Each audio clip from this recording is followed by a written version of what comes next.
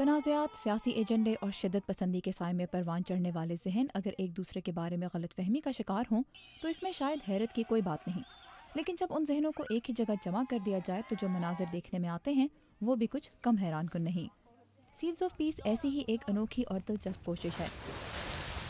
امریکہ کی امدادی agency USAID کی مدد سے چلایا جانے والا یہ نجی پروگرام 1993 سے ہر سال موسم گرما میں ایسے خطوں کے نوجوانوں کو ایک پلیٹ فارم پر جمع کرتا ہے جنہیں اپنی سرحدوں میں رہتے ہوئے شاید ہی کبھی ایک دوسرے سے ملنے کا موقع ملے۔ Leslie Levin seeds of peace کی ایگزیکٹو ڈائریکٹر ہیں۔ جان والیک، جنہوں نے اس پروگرام کی بنیاد رکھی، ایک صحافی تھی۔ وہ اس بات سے بہت پریشان ہوئے کہ مشرق وسطیٰ میں نوجوانوں کے درمیان رابطہ کتنا کم تھا، جبکہ شدت پسند سوچ سے ان کا ہر وقت واسطہ پڑ رہا تھا اور وہ ان نوجوانوں کو ایک دوسرے سے ملنے کا موقع فراہم کرنا چاہتے تھے۔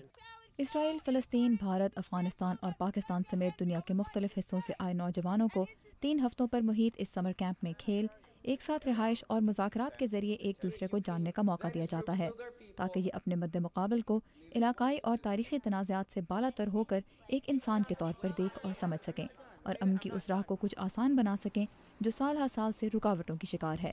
پاکستان سے آئے غلام مجتبیٰ اس کیمپ میں دوسری مرتبہ شرکت کر رہے ہیں۔ کافی اسٹیریوٹیپیکل قسم کی پرسیپشن تھی، مجھے یہ لگتا تھا کہ سارے انڈینز بہت انفرینڈلی ہوں گے، لیکن جب میں یہاں پہ آیا تھا تو I found them really friendly. لیکن سال ہر سال سے جاری تنازعات کے بارے میں کھل کر بات کرنا آسان نہیں۔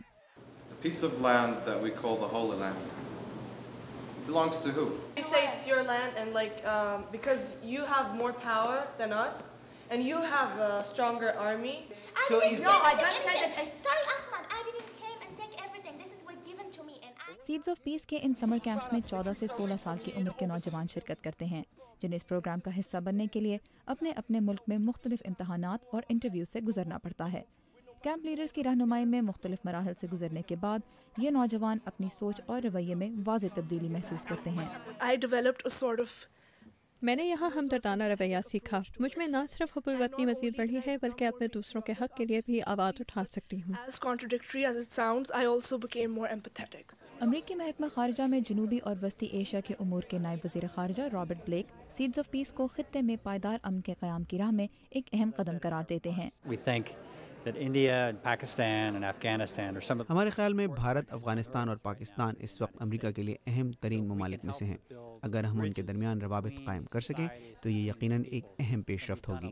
یہ نوجوان آج اپنے خطے کو درپیش مسائل خواہ خود حل نہیں کر سکتے، تاہم اس کیمپ کے منتظمین کو امید ہے کہ یہ اپنے وطن واپس جا کر علاقائی مسائل اور ہمسایہ ممالک کے عوام کے بارے میں مثبت انداز فکر اپنانے کی اہمیت ضرور اجاگر کر سکیں گے، جو افہام و تفہیم کی راہ ہموار کرنے کے لیے ضروری ہے۔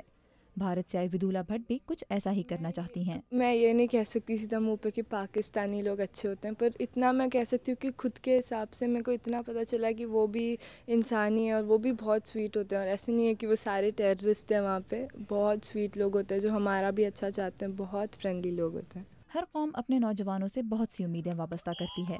سیڈز آف پیس نوجوانوں کو مثبت انداز فکر اپنانے اور خود میں قائدانہ صلاحیتیں پیدا کرنے کا ایک ایسا موقع دیتا ہے جس کی مدد سے وہ نہ صرف اپنا آج بہتر بنا سکتے ہیں بلکہ اپنی قوم کا مستقبل روشن کرنے میں بھی اہم کردار ادا کر سکتے ہیں۔